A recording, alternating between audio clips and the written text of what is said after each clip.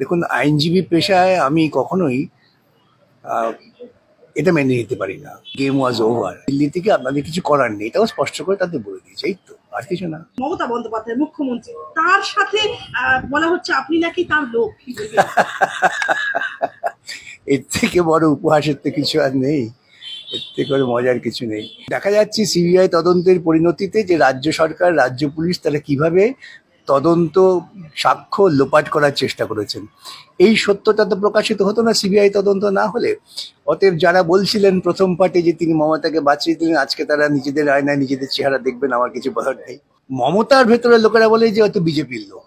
আমি তো উত্তর দিয়েছি তো, হ্যাঁ, কলকাতায় জল জমতে, আগামী দিনে কলকাতায় জল জমবে, কিন্তু কলকাতার জমা জল নিকেশের জন্য আমার আমলে আমি যে পরিকল্পনা করেছি, যে ব্যবস্থা নিয়েছি, সে ব্যবস্থা দুনিয়া জোড়া খ্যাতি পেয়েছে। সেটা তো উনি জানেন, জেনেও বলে আছেন, এবং এক পয়সা দুর্নীতি হয়নি কিন্তু। তিলোত্তমার মামলা থেকে সরে এলেন খানিকটা আপনি, এবং বৃন্দা গ্রোভার নির্যাতিতার পরিবারের হয়ে সুপ্রিম কোর্টে লড়বেন এটা শোনা যাচ্ছে। আমার প্রশ্ন, আচমকা কেন তিলোত্তমার মামলা থেকে সরে এলেন? দেখুন, তিলোত্তমা মামলায় মূল যে কাজ ছিল তা হচ্ছে তদন্ত ঠিকমতো যাতে হয়, তদন্তের প্রেক্ষিতেই তো সাজা হবে, বিচার হবে। সেই কলকাতা হাইকোর্ট থেকে আমরা সিবিআই তদন্তের আদেশ পাই এবং সে আদেশ বহাল থাকে। সুপ্রিম কোর্টে এই তদন্ত সংক্রান্ত বিষয় নিয়ে কোনো মামলা হচ্ছে না। স্বভাবতই নির্যাতিতা পরিবারের পক্ষ থেকে সুপ্রিম কোর্টে বিশেষ কিছু বলার নেই। প্রথম যখন সুমোটো নিয়েছিল তখন আমি হাজির হয়ে এটাকে নিশ্চিত করেছিলাম যাতে যেন কোনো রকম তদন্তে ইন্টারফিয়ারেন্স না হয়। সুপ্রিম কোর্ট যখন পরপর দুদিন শুনানির পর বলে দিলেন যে তদন্তে আমরা হস্তক্ষেপ করছি না, তখন গেম ওয়াজ ওভার। সুপ্রিম কোর্টে নির্যাতিতার হয়ে কিচ্ছু বলার নেই। কিন্তু হঠাৎ ওদের কারা বুদ্ধি দিয়েছেন যে দিল্লির কোনো আইনজীবী দেওয়া দরকার। দেখুন, আইনজীবী পেশায় আমি কখনোই এটা মেনে নিতে পারি না। যখন তারা বললেন তাদের দিল্লির আইনজীবীর দরকার হয়, তারা আপনারা নিয়ে চলে যান, আমার কোনো রকম আপত্তি নেই। আমার যতটুকু করণীয় আমি করে দিয়েছি, কারণ দিল্লি থেকে আপনাদের কিছু করার নেই, এটাও স্পষ্ট করে তাদের বলে দিয়েছি, এই তো, আর কিছু না। আচ্ছা, একটা প্রশ্ন করবো, এই প্রশ্নটা একদম সরাসরি। রাজ্য জুড়ে এই মামলার পরে একটা জল্পনা খুব প্রবল হচ্ছে যে বিকাশ রঞ্জন ভট্টাচার্য শাসক দল ঘনিষ্ঠ, একদম মমতা বন্দ্যোপাধ্যায় মুখ্যমন্ত্রী, তার সাথে বলা হচ্ছে আপনি নাকি তার লোক, কি বলবেন? এর থেকে বড় উপহাসের তো কিছু আর নেই, এর থেকে বড় মজার কিছু নেই। আসলে আমি দেখলাম কয়েকজন যারা এরকম টোটাল চালায় তারা করেছেন যে কেন সিবিআই কে তদন্তের জন্য মামলা করলেন, কেন সিবিআই কে তদন্ত ভার দিয়ে নাকি মমতাকে বাঁচিয়ে দেওয়া হলো, কি যুক্তি? না, যদি রাজ্য সরকারের কাছে তদন্ত থাকতো তাহলে মমতাই গাল খেত। এখন তদন্তটা মূল উদ্দেশ্য না গাল খাওয়াটা মূল উদ্দেশ্য? আজ দেখা যাচ্ছে সিবিআই তদন্তের পরিণতিতে যে রাজ্য সরকার, রাজ্য পুলিশ তারা কিভাবে তদন্ত সাক্ষ্য লোপাট করার চেষ্টা করেছেন, এই সত্যটা তো প্রকাশিত হতো না সিবিআই তদন্ত না হলে। অতএব যারা বলছিলেন প্রথম পার্টে যে তিনি মমতাকে বাঁচিয়ে দিলেন, আজকে তারা নিজেদের আয়নায় নিজেদের চেহারা দেখবেন, আমার কিছু বলার নেই। বিজেপির একদল বলছিল যে মমতার ঘনিষ্ঠ, মমতার ভেতরে লোকেরা বলে যে হয়তো বিজেপির লোক। কোনো মামলা করলেই যা ওদের স্বার্থ বিরোধী বলছে বিজেপির লোক। এখন এসব আমাদের শুনতে হয়, আমরা এটা শুনে ভালো লাগে যে কেউ উপেক্ষা করতে পারছে না, সবাইকে স্বীকার করতে হচ্ছে আমার অস্তিত্বটাকে।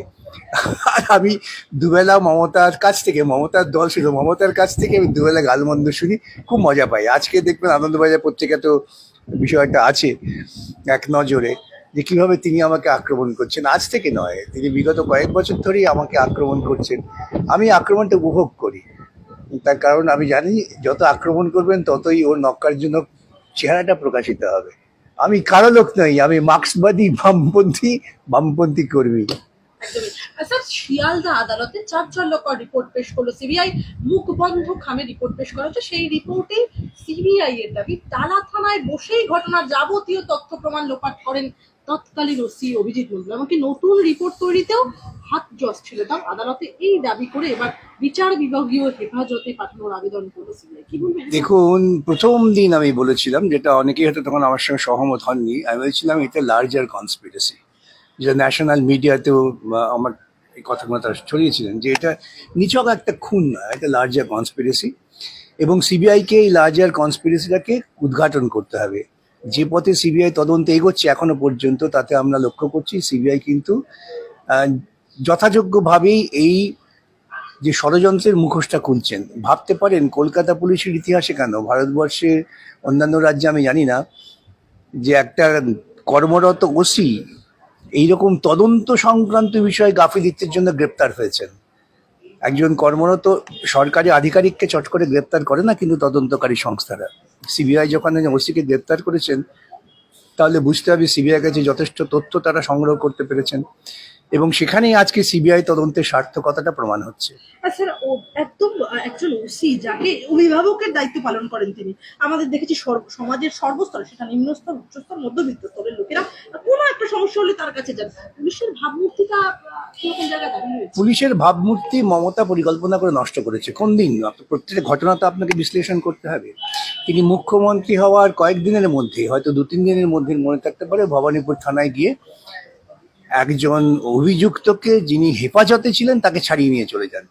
তাহলে একজন মুখ্যমন্ত্রী যদি একটা থানা পর্যায়ে গিয়ে কাউকে মুক্ত করতে পারেন যার বিরুদ্ধে অভিযোগ আছে, তখন পুলিশের কাছে কি বার্তা যায়? পুলিশের কাছে বার্তা যায় যে মুখ্যমন্ত্রী চাইছেন এই সমস্ত অভিযুক্তদের পক্ষে দাঁড়াতে হবে, এবং সেদিন থেকেই পুলিশের যে মরালিটি, সেই মরালিটিটা কিন্তু প্রকৃতপক্ষে নষ্ট হয়ে গেছে। স্যার, অভয়ার যে ল্যাপটপ এবং মোবাইল, এই নিয়ে যথেষ্ট বিতর্ক ছিল। মারাত্মক কিছু কি দেখেছিলেন? অভয়া কুকর্মের ছবি তুলে ফেলেছিলেন, সব জেনে ফেলায় কি অভয়াকে খুব হতে পারে, সেটাও একটা কারণ হতে পারে। আরেকটা কারণ হতে পারে যে অভয়া হয়তো যে ব্যাপক দুর্নীতি, সেই দুর্নীতির সহযোগী হচ্ছিলেন না, এবং যারা দুর্নীতি করেন তারা সকলকে তাদের সহযোগী করতে চান, যাতে কেউ কোনোরকম ভাবে মুখ না খুলতে পারে। হয়তো অভয়া একটু ব্যতিক্রমী ছিলেন, তাই তাকে এইরকম পরিকল্পনা করা হয়েছে। আমি তো প্রথম দিন থেকে বলছি, আজও বলছি, লার্জার কনস্পিরেসি, এবং সিবিআই সঠিক পথে তদন্ত এগোচ্ছেন এই লার্জার কনস্পিরেসিটাকে উন্মোচন করার জন্য। স্যার, পুজোয় জমায়েতেও আপত্তি পুলিশের। 2 মাস কলকাতার একাংশে জমায়েতে একদম নিষেধাজ্ঞা। আজ হাইকোর্টে মামলার শুনানি। কেন জমায়েতের ভয় শাসক? শাসক তো ভয় পাবেই। তা যাই হোক, আজকে যখন হাইকোর্টে মামলা হয়, মামলা চলছে, সেই জন্য আমি এখনই কোনো মন্তব্য করবো না। কিন্তু সরকারের পক্ষ থেকে বলার চেষ্টা করা হয়েছিল যে না না, সব জায়গায় কোনো বিধিনিষেধ নেই, শুধুমাত্র ওই ভিক্টোরিয়া হাউসের সামনে। এখন আগামী সোমবার দিন সরকারের বক্তব্য, লিখিত বক্তব্য পাওয়া গেলে তখন বিচার হবে। সরকার আতঙ্কিত। হাসপাতালে চিকিৎসকদের নিরাপত্তায় সিদ্ধান্ত, সিসিটিভি, শৌচাগার, আলোয় বাড়তি বরাদ্দ, বায়োমেট্রিক নিয়ে কড়াকড়ি। মুখ্যমন্ত্রী 100 কোটির বেশি বরাদ্দ করলেন মুখ্যমন্ত্রী, এখনই পুলিশের নিরাপত্তা দেওয়া হচ্ছে না। মুখ্যমন্ত্রীর যুক্তি, ট্রেনিং এর পাশে ডিউটিও করবে পুলিশ। পুলিশের ঘাটতি মেটাতে নির্দেশ মমতা বন্দ্যোপাধ্যায়। এটা পাগলের নির্দেশ। পুলিশ হচ্ছে একটা প্রশিক্ষিত বাহিনী, যারা আইন শৃঙ্খলা রক্ষা করবেন। প্রশিক্ষণটা অত্যন্ত গুরুত্বপূর্ণ। সেই প্রশিক্ষণ না নিয়ে তাকে তুমি নামিয়ে দিলে পরে তারপর তাকে অভিযুক্ত করা সহজ। আজকে যেমন নাকি অভয়াকে খুন করা হয়েছে বলে একজন সিভিক ভলেন্টিয়ারকে ফাঁসিয়ে দেওয়া হচ্ছে। মুখ্যমন্ত্রীর মাথায় উদ্ভট উদ্ভট চিন্তা আসে, যে চিন্তাটা সমাজের পক্ষে ক্ষতিকারক। মাঝখানে তিনি চিন্তা করেছিলেন সিভিক ভলেন্টিয়ারের মতন সিভিক টিচার, শিক্ষকরা আপত্তি করাতে সেটা আপাতত বন্ধ হয়েছে। এখন তিনি বলছেন যে আমি পুলিশকে এইভাবে কাজ করাবো, এতে পুলিশের গুণমান আরও খারাপ হবে। এবং তিনি তাই চান, কেন তিনি এমন একটা বাহিনী চান যে বাহিনী মূল্যায়নের দিক থেকে, নৈতিকতার দিক থেকে অনেকটাই দুর্বল থাকবে। এমন বাহিনী থাকলে পরে ওর এবং ওর দলের লোকেদের দুর্নীতি করতে সুবিধে হয়। স্যার, ফিরহাদের ওএসডির বিরুদ্ধে অভিষেকের নামে তোলাবাজির অভিযোগ। থানায় অভিযোগ করলো তৃণমূলী। অভিষেক বন্দ্যোপাধ্যায়ের নাম ব্যবহার করে সরাসরি প্রকল্পের সুবিধা পাইয়ে দেওয়ার নামে প্রতারণার অভিযোগ। এই অভিযোগে কলকাতার শেক্সপিয়ার সরণি থানায় অভিযোগ দায়ের হলো কলকাতার মেয়র ফিরহাদ হাকিমের officer on special duty Kalicharan বন্দ্যোপাধ্যায়ের বিরুদ্ধে। অভিযোগ দায়ের হলো খোদ অভিষেক বন্দ্যোপাধ্যায়। দেখুন ওই ভদ্রলোক যে দুর্নীতির সঙ্গে যুক্ত, দুর্নীতি করছেন। কলকাতার মেয়র যখন মেয়রের অফিসে বসে টাকা নিয়েছেন, সেদিন থেকেই দুর্নীতিটা কলকাতা পুরসভার ক্ষেত্রে একটা বৈধতা পেয়েছে। দুর্নীতি পুরসভা এবং সরকারি অফিসে বহুদিনই আছে, হয়তো আগামী দিনেও থাকবে।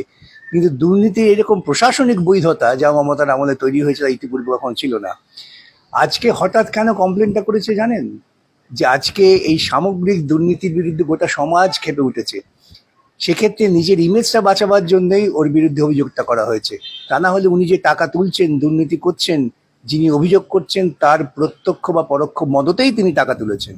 তা নয় তার দুঃসাহস হয় না ওখানে বসে ওই রকম কোনো একজন ব্যক্তির নাম করে টাকা তোলা। আজকে এই আন্দোলনের তীব্রতা না হলে এসব কোনো অভিযোগ হতো না। এটাও যদি সঠিক তদন্ত হয় দেখবেন সত্যতা বেরোবে তাই। আচ্ছা, তাহলে কি শাসক দল সন্ত্রস্ত?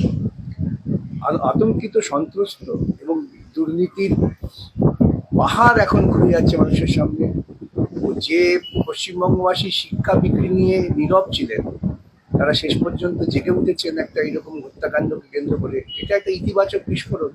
আমার শেষ প্রশ্ন স্যার আপনার কাছে, কোর্টে গিয়ে রাজনীতির কচকচানি যিনি করেন, সারাক্ষণ সব ব্যাপারে ইন্টারফেয়ার করেন, তাকে বলছি কথায় কথায় কোর্টে চলে গেলেই হবে না, সাধারণ মানুষের কথা ভাবুন, মানুষকে বিপদে ফেলবেন না।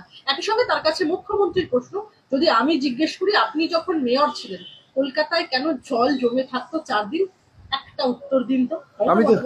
আমি তো উত্তর দিয়েছি তো। হ্যাঁ, কলকাতায় জল জমতো, আগামী দিনে কলকাতায় জল জমবে, কিন্তু কলকাতার জমা জল নিকেশের জন্য আমার আমলে আমি যে পরিকল্পনা করেছি, যে ব্যবস্থা নিয়েছি, সে ব্যবস্থা দুনিয়া জোড়া খ্যাতি পেয়েছিল। সেটা তো উনি জানেন, জেনেও বলে আছেন। এবং 1 পয়সা দুর্নীতি হয়নি, কিন্তু কয়েক হাজার কোটি টাকা খরচা করেছিলাম আমি কলকাতার নিকাশি ব্যবস্থা উন্নয়নের জন্য, সংযুক্ত এলাকার নিকাশি ব্যবস্থা উন্নয়নের জন্য। যে কথাটা ওরা, যারা ওদের কাউন্সিলর আর্গুমেন্ট সেই সময় ছিলেন, তাদের সঙ্গে একান্তে জিজ্ঞাসা করবেন, তারাও স্বীকার করবেন। অতএব উনি ওর পাগলের প্রলাপ বকে যাচ্ছেন, এক। আর দুই হচ্ছে উনি অপকর্ম করবেন, দুর্নীতি করবেন, আর সমাজ সচেতন মানুষ চুপচাপ বসে থাকবেন, দুর্নীতির জন্য আদালতে যাবেন না, এটা ভাবা তো মূর্খতা। উনি যতই দুর্নীতি করবেন ততই আদালতে যাওয়ার গতি বৃদ্ধি পাবে।